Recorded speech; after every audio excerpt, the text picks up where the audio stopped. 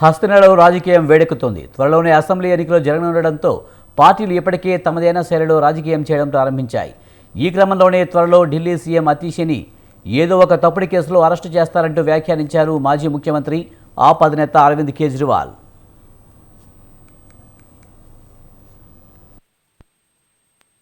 Delhi CM Atishi ఇటీవలే ముఖ్యమంత్రి సంజీవిని యోజన, మహిళా సమ్మాన్ యోజన పథకాలు ప్రకటించడంతో కొందరు వణికిపోతున్నారని అన్నారు కేజ్రీవాల్.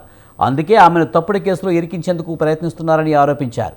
అంతేకాదు, సీఎం అరెస్టు కంటే ముందే ఆప్కు చెందిన కీలక నేతల ఇళ్లలో సోదాలు జరగవచ్చునని సంచలన వ్యాఖ్యలు చేశారు కేజ్రీవాల్.